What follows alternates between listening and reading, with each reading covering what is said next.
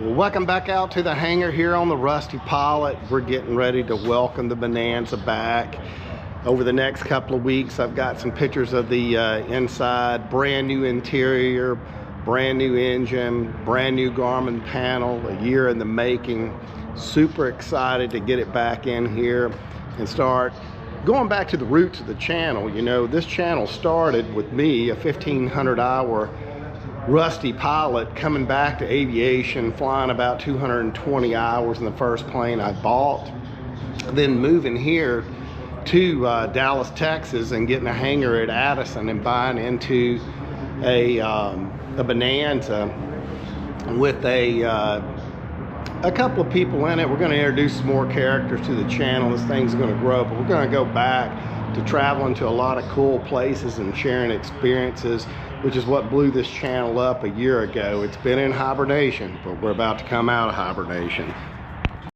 All right, we're back at the Avionics shop. We're going to take a look inside in just a minute, but there's a lot of projects, new ones out here since we started, plane-wise. You got your cool Mooney in here. We'll stick our head in all of them before we get out of here. Man, that still looks pretty much the same, but here we go. We got ignition switches changed. Push to start. Push to start, like man. It's like a real plane now. I wish I had a way to mount this thing for just a second, but Jacob, what was right there? What did we replace, and what is that thing? The Aspen E5. We've kept this. We replaced the Avidyne with a GTN 750 XI, and then I always get it mixed up. This is like a 355. Yeah, it's the one that's COM and GPS now. Yeah, so it's a 650 without an ILS is what we ended up there. We kept that piece right there. And we got where the true magic happens, the autopilot that's simple, simple, simple. I don't even know what to say about that. I'm so excited. Now, is all this the same, or did they reprint that? They reprinted it. They reprinted that. And then... well, all those EL panels didn't work before. That was a... Traffic canceled. Yeah, I asked him that same question. I guess if it says, like, traffic, you can mute it. Smart glide. Check it out. I hope we don't need that. Oh, look, we got modern USB. Yeah, and there's one that ends up back here at some point. Man. What in the world? Look at us with our modern airplane.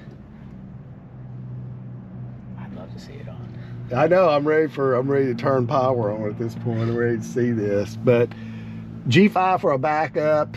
I gotta go home. This fires me up to go home and finish up all this. I've still got probably another hour on that, and then the JPI will be mounted from behind this time instead of on flush, the front, so it'll be almost more flush. All right, which is a bummer that they couldn't flush mount this. You'll definitely notice that's turned just enough. That's not a lot, but it is just enough. All right, what do you think? This is push to talk. What do you think of the logo? Oh, check out our logo. Hell, I'm impressed with anything. It can even look bad. Like, it's the greatest thing ever. All right, so there's your gear lights, RPM, alarm. Hold up. Oh, check it out. We got new interior in, too. It's our first time getting to see the plastics against it. Man, it's all good. Well, whoa, fancy. What is that right there? ELT, okay. Push to talk. Okay, so there's a trims autopilot disconnect. Map light, which is the light under this. It's a swap.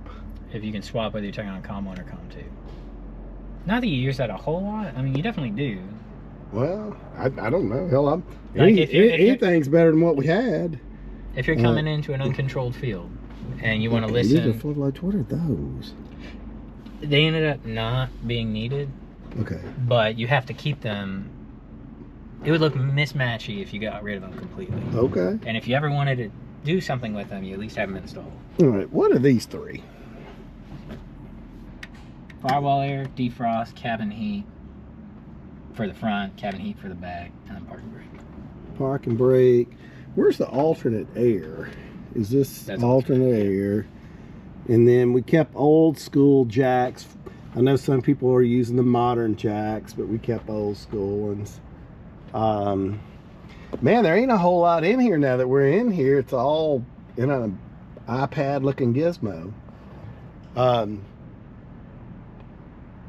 Shit, I don't know, man.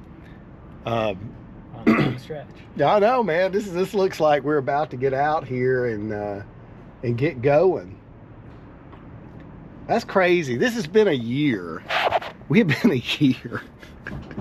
We got to use the airplane for like 2 weeks. For 2 weeks, and put maybe 30 hours on that engine. So anybody buying in, at least it wasn't gonna break on them. And here we are. Why did we do this?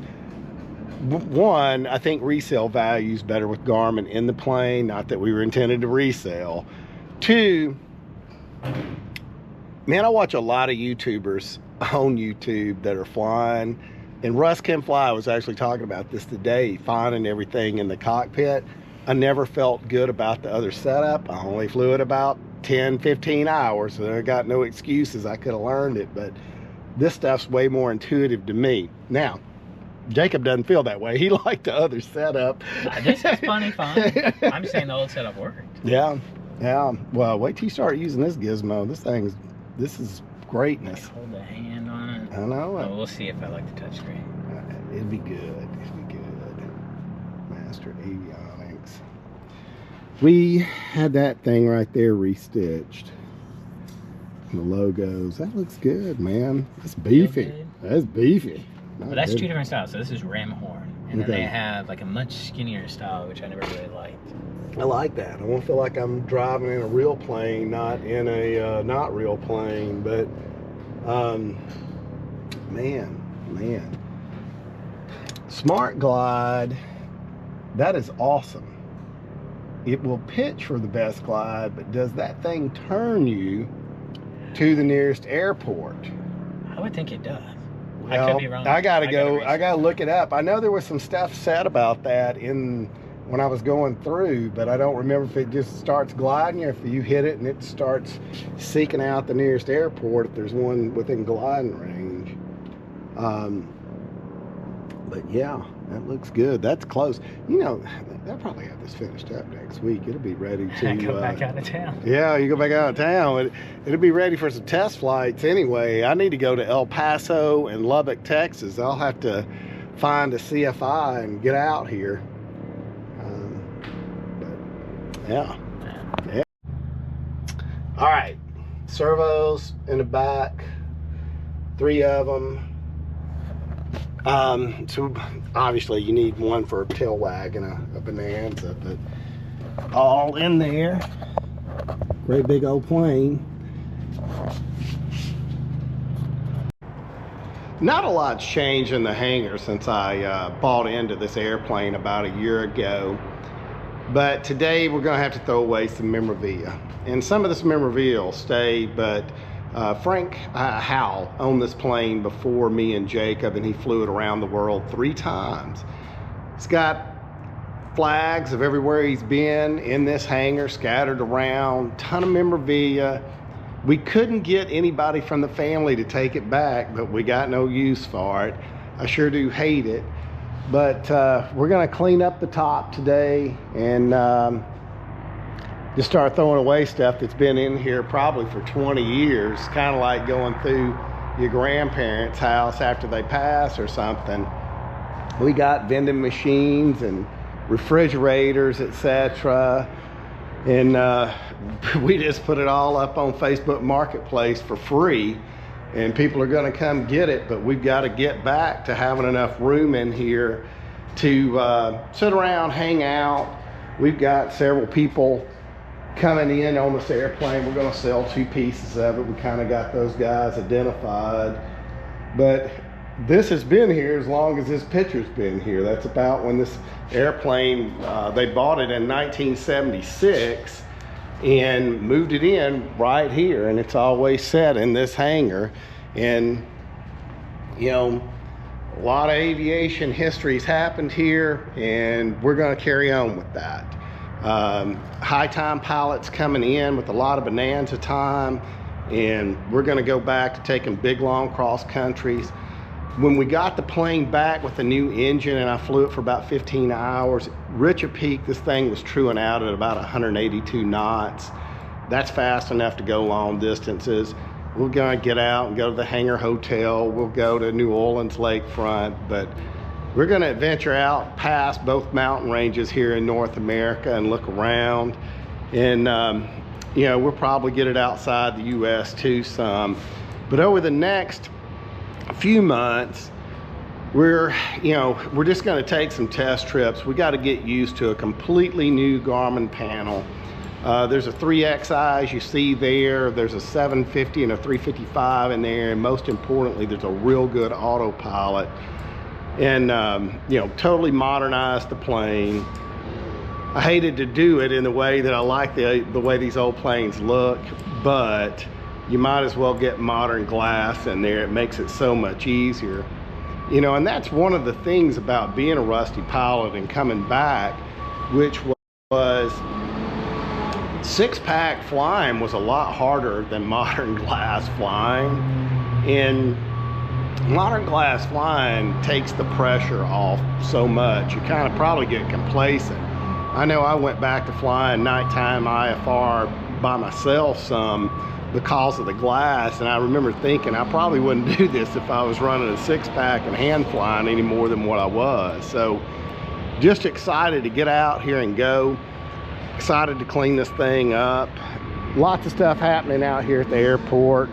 You know, we're on the south end of the hangars today, and 2 or 3 aviation schools out here real busy.